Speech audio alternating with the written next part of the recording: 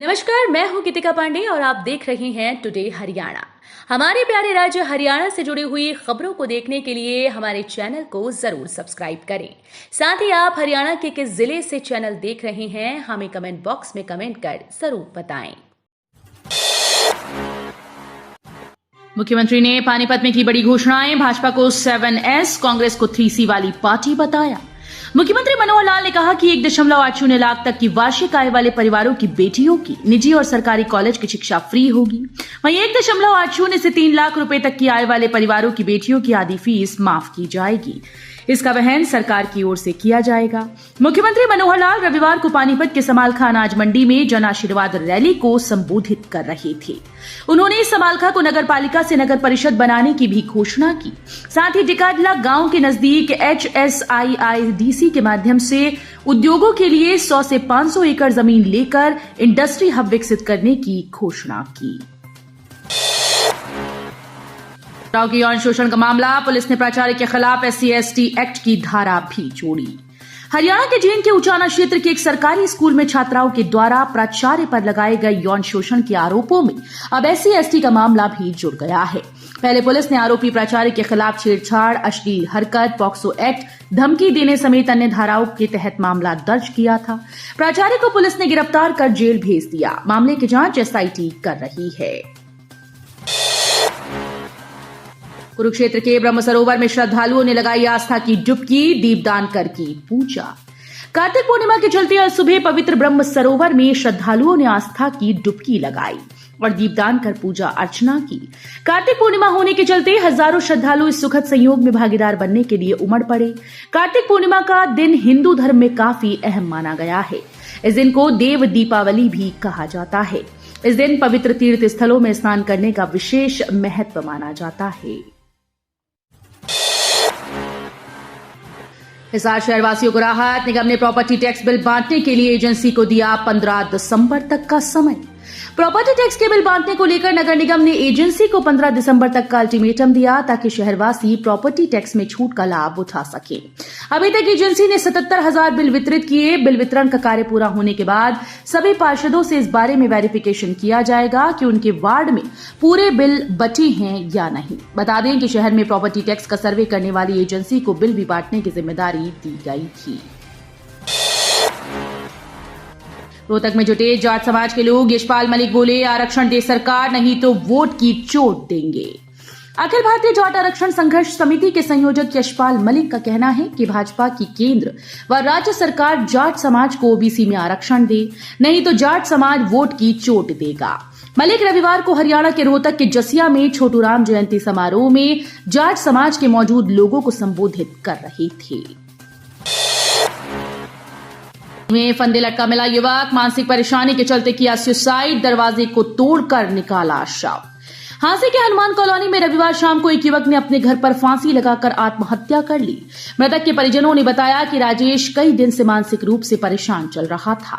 इसी परेशानी के चलते उसने फांसी लगाकर आत्महत्या की। पुलिस ने जानकारी देते हुए बताया कि 36 वर्षीय राजेश शादीशुदा है। वो कैथल में मेहनत मजदूरी का काम करता था। रविवार को शाम के समय हनुमान कॉलोनी स्थित अपने घर आया। उस समय घर में कोई नहीं था। राजेश की पत्नी कहीं बाहर गई हुई थी। राजेश की पत्नी जब शाम के 7 बजे के करीब अपने घर पर आई तो उसने देखा कि उसके पति ने अंदर से कमरे का दरवाजा बंद किया हुआ था। जिसके बाद उसकी पत्नी ने दरवाजा खटखटाया, लेकिन राजेश ने दरवाजा नहीं खोला। जिसके बाद उसने आसपास के लोगों को बुलाया और उस दरवाजे को तोड़ दिया। जिसके बाद उन्होंने देखा कि राजेश ने फांसी लगा ली है। हरियाणा में पश्चिमी विक्षोभ का असर। महेंद्रगढ़ क्षेत्र में दोपहर 12 बजे हल्की बूंदाबांदी हुई, जिसके कारण इस बार नवंबर माह में ठंडक का एहसास हुआ। आगामी 24 घंटे के बाद न्यूनतम तापमान में 3 से 4 डिग्री गिरावट की संभावना जताई जा रही है। हालांकि गत 24 नवंबर को महेंद्रगढ़ जिला 9.1 डिग्री न्यूनतम तापमान के साथ प्रदेश में सबसे ठंडा रहा। दादरी पुलिस टीम पर हमला, सड़क के बीचों बीच खड़ी गाड़ी को हटवाने पर उलझा चालक, खुद को बताया सेना में तैनात। चरखी दादरी के झोझूगला थाना पुलिस की गश्त पार्टी से मारपीट करने का मामला सामने आया। हमले में 3 मुलाजिम घायल हुए और उनमें से एक हेड कांस्टेबल को दादरी सिविल अस्पताल से प्राथमिक उपचार के बाद रोहतक PGI रेफर किया गया। 17 साल बाद पीजीटी संस्कृत अध्यापकों का हुआ प्रमोशन, 2007 से कर रहे थे इंतजार। हरियाणा में पिछले 17 वर्षों से पदोन्नति का इंतजार कर रहे पीजीटी संस्कृत अध्यापकों के लिए राहत की खबर है। शिक्षा विभाग ने 395 अध्यापकों की पदोन्नति की लिस्ट जारी कर दी, जो वर्ष 2007 से पदोन्नति का इंतजार कर रही थी।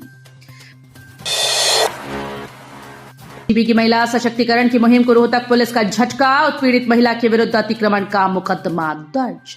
हरियाणा के मुख्यमंत्री मनोहर लाल के निर्देश पर पुलिस महानिदेशक महिलाओं की सुरक्षा के लिए पूरे राज्य में अभियान चलाते हैं, लेकिन रोहतक पुलिस मुख्यमंत्री, गृह मंत्री और पुलिस महानिदेशक की इस कल्याणकारी पहल को नजरअंदाज करते हुए ऐसी महिलाओं के विरुद्ध आपराधिक मुकदमा दर्ज करती है जो अपने ससुराल वालों से तंग आकर अपने बच्चों का पालन पोषण करने के लिए स्वयं का काम कर रही हैं। रोहतक पुलिस की सुखपुरा थाना चौकी के इंचार्ज ने दिव्या रेडीमेड स्टोर की मालकिन चिंकी अतुल गोयल के खिलाफ अतिक्रमण करने का मुकदमा दर्ज किया है। सुशील गुप्ता ने हरियाणा विधानसभा का चुनाव लड़ने के दिए संकेत, बोले आपकी सभी सीट्स पर लड़ेगी इलेक्शन। आम आदमी पार्टी के प्रदेश अध्यक्ष व राज्यसभा सांसद डॉक्टर सुशील गुप्ता ने चरखी दादरी के बाढ़ड़ा कस्बे में जनसभा को संबोधित किया।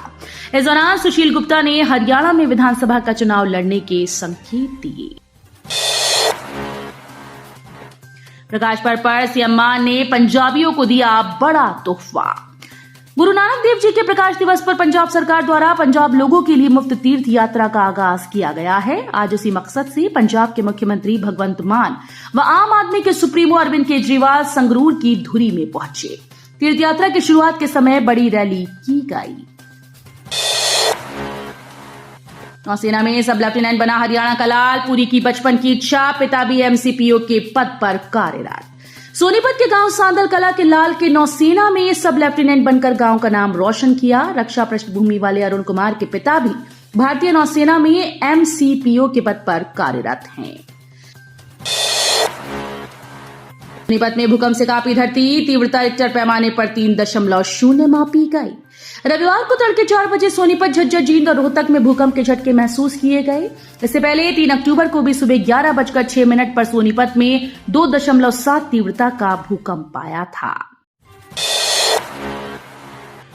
आधुनिक सुविधाओं से लैस इमरजेंसी का मास्टर प्लान तैयार, ओपीडी के होंगे अलग काउंटर। आधुनिक सुविधाओं से लैस छावनी नागरिक अस्पताल की इमरजेंसी में लगातार बढ़ रहे मरीजों को देखते हुए अस्पताल प्रबंधन की तरफ से मास्टर प्लान तैयार किया गया है। इमरजेंसी में दाखिल होते ही अब मरीजों को जल्द 2 पड़ाव के बीच से होकर गुजरना होगा। जांडली गोरखपुर रोड पर हादसा, इलेक्ट्रिक स्कूटी सवार बुजुर्ग को पिकअप ने मारी टक्कर। फतेहाबाद के गांव जांडली से गोरखपुर के बीच पिकअप चालक ने हिसार जिले के अग्रोहा क्षेत्र के गांव कुलेरी निवासी स्कूटी सवार बुजुर्ग को टक्कर मार दी। इससे बुजुर्ग गंभीर रूप से घायल हो गए। तो ये थी हरियाणा राज्य से जुड़ी हुई आज की कुछ खास और अहम खबरें। इसी तरह की लेटेस्ट अपडेट देखने के लिए टुडे हरियाणा को जरूर सब्सक्राइब करें।